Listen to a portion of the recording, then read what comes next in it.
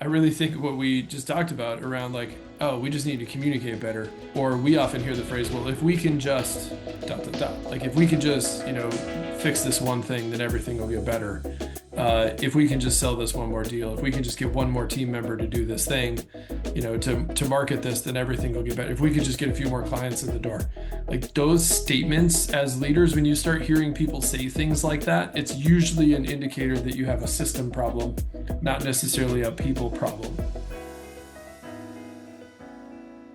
Here we go. Here we go. Big news on the old Pniewski Smiths front. Yes, Got a first time home buyer on we the do. We on the are old list buying it. here. Yeah, we are buying our first house. We're very excited, very grateful, and very, I don't know, I was gonna say tired, but preeminently tired to move, because moving is always a little bit of a headache, but it'll be fine. We have plenty of time. As somebody who loves organization and process, Hannah, do you find it fun to organize all of your things into boxes and put labels on stuff and manage the process, or does that just feel overwhelming? No. Yeah, it feels overwhelming. I think actually, as I think about it, what I would prefer is if someone else packed it all up and got it over there. I would love, and I Oh, will love the experience back. of pulling it out of the boxes and setting it into places. Okay. Okay. It's the backside of that, the organizing, Yeah. the setting up a new space. There's a fun design element to that. Yeah. The only time I ever feel even like a twinge of stress around that is when I'm organizing kitchen drawers because Mm. it's a hard thing to undo later. Hmm. Meaning, like, however you do that is almost like what it's going to be while you live in that home, Hmm. versus like, a picture on a wall. You can always move that relatively easily, or furniture can move a little bit, but Hmm. kitchen drawers, those are things that once you organize them, they stay. Typically, yes, unless you're my mother and we're staying at an Airbnb and she doesn't agree with where the utensils are in all the drawers. That's actually really funny. And then she's reorganizing the Airbnb kitchen drawers to make it make more sense. That's actually really funny. And I'm laughing because one, that's just really funny. But two, I have definitely had the same thought of like, this is not where silverware belongs. Why is silverware all the way over here? It should Yeah. absolutely be closer to the dishwasher and the sink. Why is it over here? Yeah. It's funny that she actually jumps in and does it. I like that a lot. It makes a lot of sense. Even at one of Yeah. her really good friends' houses, anytime we were over there, I can see it on her face and she's like wanting to reorganize. Yeah. But hey, we love a good flow to a good kitchen. So yeah, no, we're super excited. That's awesome. We're really excited for you. It's a fun Thanks. adventure, this home Thanks. ownership thing. What's going on in the Newell household? Newell household, we have a newly minted 16-year-old who is about to finalize the whole license deal. Cool. Moving towards the end of the school year, which is always just, like there's an event tonight at the school and then another thing and then another thing and another thing. So, May is just a bunch of, school activities and different things going on. So our lives get consumed by the lives of our children, which is good. That's a good thing. It's fun to be there. It's fun to be able to have the time to be there and to do that. But yeah, just, our kids keep getting older and they keep doing more stuff, you know. Yeah, I keep getting But taller. yeah, taller and it's fun. Lyra got braces on Tuesday. Our youngest got braces, which is another milestone. So it's when your youngest starts doing older kid things, you have this like, oh, okay. Like it is different when the youngest one, starts doing those activities. But we are proud parents and our kids are awesome. They do really good things, and we are very dedicated to being parts of their lives and it shows, and that makes me happy. Yay! Yes, very Yeah. exciting. Very excited for them. And Godspeed to her driving on the roads. I remember being a new driver, and after a while, you will build up your confidence for sure. Yeah, exactly. Yeah. Exactly. There's still a few moments where you're like, you didn't see that car coming? Yeah. That's scary. That scares me that you didn't see that I had to point that out. Like you're Sure. gonna need to figure that out on your own pretty soon Yeah. before I feel good about you leaving. Yeah. Yeah. It's kind of a big Yeah. deal. Yeah, for sure. Well, good for her. Good for her. All good things. Well, yay. Well, today we have a fun one. We've got another use case for you, or case study for you. So, listeners, if you're joining us for the first time, what we do on the show is I present Dave with what we call like a problem set or a case study of a business, not real business, but very much so based on real businesses and the issues that they are experiencing. And we will diagnose those issues and prescribe how we would like to help some of the ways that we would tackle some of the things that they are struggling in the hopes that this might help you as a business owner or manager at home. And we appreciate you checking out today's episode. So, without further ado, you ready? Here we go. Today, we are talking about Trailhead Wellness. They are a 40-person company. They run a mix of physical therapy clinics and digital wellness programs. They've grown very quickly over the last couple of years, and they've built a really strong team. So, if you look at the people, they're smart, they care a lot, they're genuinely passionate about the mission of Trailhead. This is not a lazy team by any means. It's quite the opposite. Everybody's really focused and working hard, but things still feel messy. So here's what's happening. The marketing team is pushing hard on promoting digital programs. The clinics, the wellness clinics, are focused on in person patient experience and retention. The product team is trying to build out new offerings. And my favorite one, leadership keeps introducing new ideas and initiatives. So What? everyone is moving, but not necessarily in the same direction. And what happens, priorities shift depending on who you're talking to. Different teams have different definitions of what success looks like. People feel like they're doing good work, but they're not sure it's the right work. And there is a ton of back and forth, rework, second guessing, people asking for better communication, left, right, and center. So I'll leave you with that and ask, what are your initial reactions? Well, I think you actually said it pretty well at the end. I mean, it's truly a, case of you've got 15 different business models happening under the same roof, and all Yeah. of them require different things, Yeah. right? So if you've got digital programs that you're selling, that is an entirely different business model than in-clinic care, which is much more of a service model. And then you've got, potentially like a retail component if you're selling products, and you've got leadership saying, hey, what we should do is dot, dot, dot.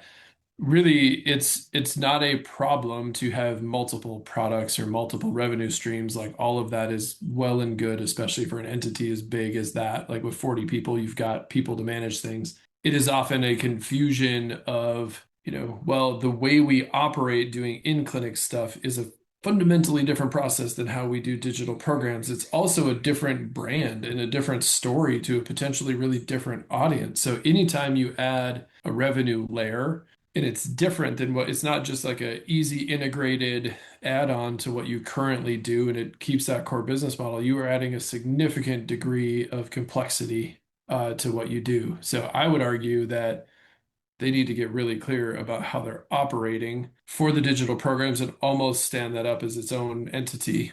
And then the clinical stuff is its own entity and own running organization and so on and so forth, in order for them to streamline the operations. Like you said, it's messy, but it's messy because there's confusion around what is actually the core business and are we designed to do those things. Yeah.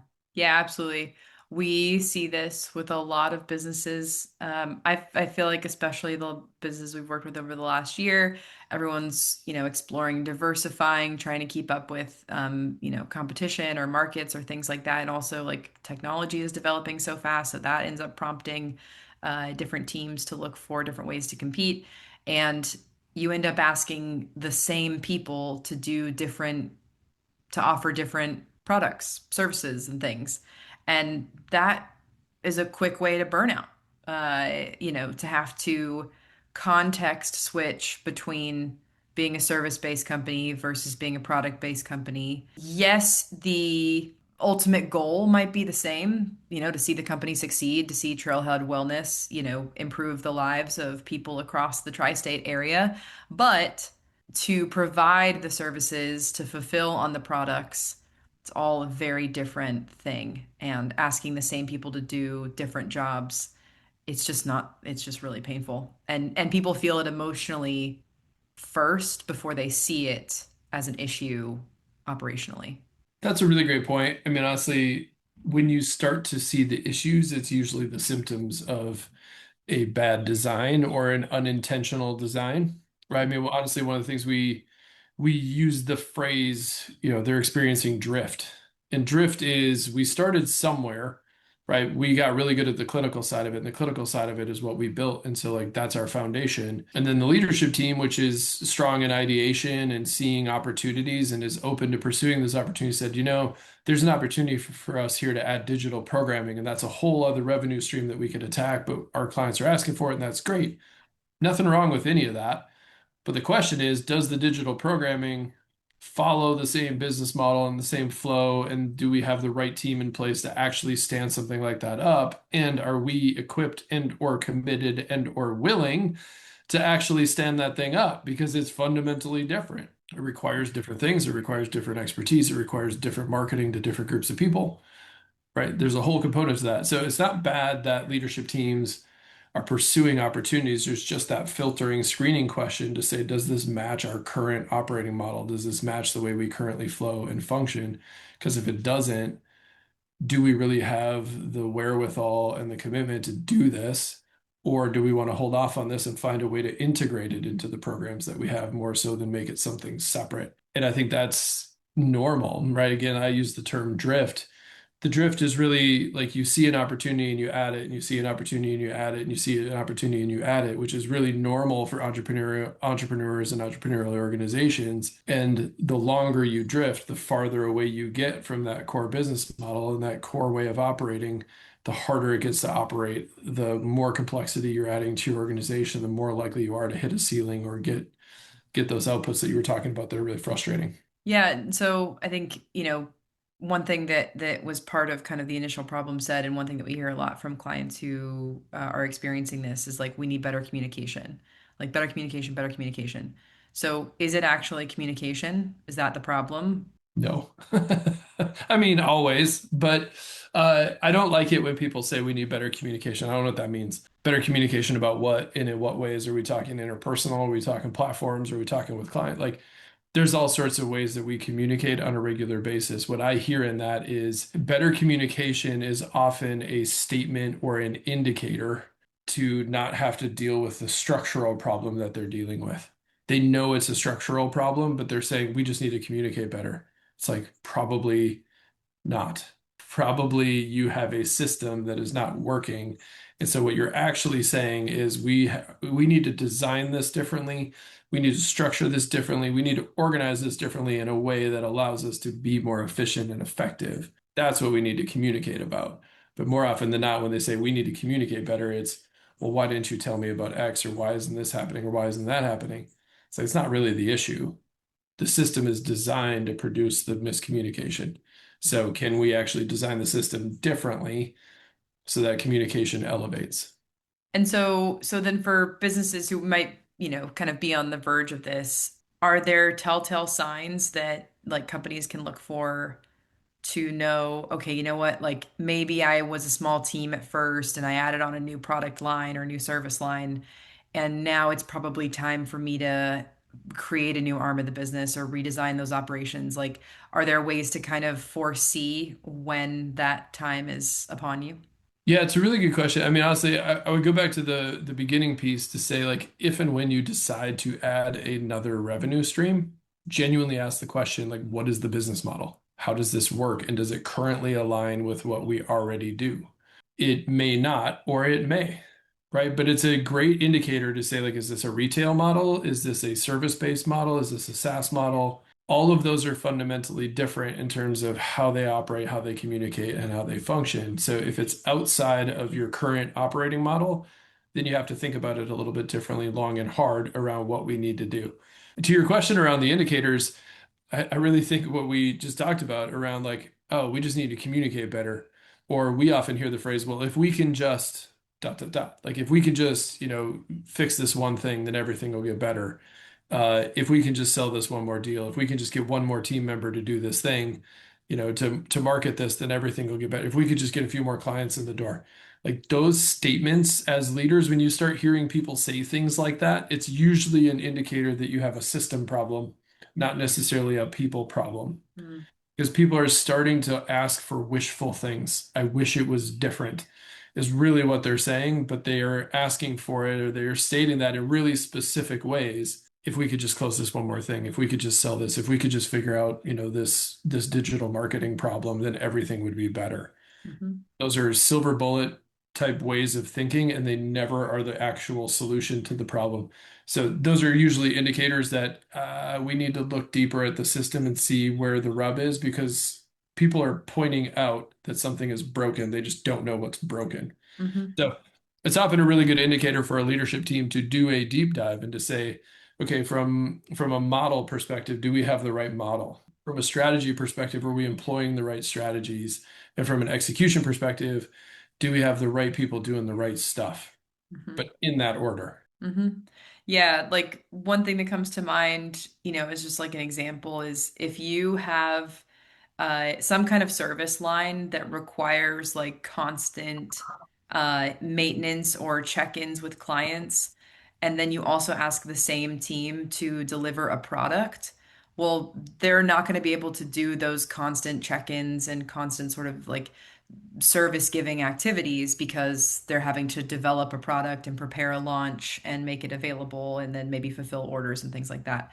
And so it is all about like how do you kind of partition out your team's time if you have to use the same team. There are definitely going to be teams out there that can't yet afford to hire a new person or new two people to run a new service line. Like that happens to any business that's growing. You have to kind of use the people that you have until you have the revenue to support the new team. But until you get there, you are going to have to help the team that you have organize their week in a way and their month and their quarters in a way that compartmentalizes the different things that you're offering your customers. And that is part of the leadership responsibility is to help guide them there. To ask the team to do it themselves. We've talked about on this podcast before, like having A players. A players sometimes are able to do that for sure. A players sometimes are not able to do that, but they are 100% able to fulfill on whatever you design.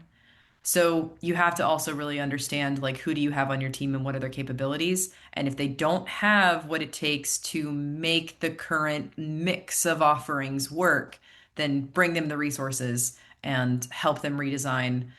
Because I also think that from the other side of it, it's tough to see when leaders get frustrated with a team for maybe not rising to the occasion when the occasion is just really, really hard to rise to. Yeah. Do you know what I mean? I honestly thought you made a really great point, and I think it's really well said around sometimes A players will mask a problem because they're an A player. Hmm. Right? Like you might not, as a leader, see that it's a system problem until it's really far down the line because you might have really good. I mean, you and I were talking about this before this meeting. Like you've got some really good people Hmm. running a certain part of the business and they can cover some of the structural or design challenges or mistakes or strategy, core business mess ups. They can mask it because they're talented, they're strong, and they work hard and they have lots of energy and they can do a lot of good things. Right. So that can often be, yeah, but if that person starts burning out and that person starts getting frustrated, even though they're a player, it's like, well, man, we're behind the eight ball here on changing this system so that they can really thrive, right? So that we can actually make them an A player. Because right now we're actually taking away their ability to be an A player at really a high functioning level. I think it's a great insight. I think it's spot on. Yeah. I think the last piece I want to offer, because I mean, it is something that we talk to our clients all the time about, is like approaching this with that like ACE framework. So, like, you got to help your team understand, like, so clarity, alignment, execution. So, clarity, what is the core business? What is the core process? Let's map that out, make sure everybody understands for each product or service line, what is that core flow? And then alignment. So, how are you going to help them live into that and perform that and live up to that, rise to the occasion? What's the plan for making this successful? And then execution. How are you holding them accountable to the plan, to the alignment, to what was agreed to during the alignment phase?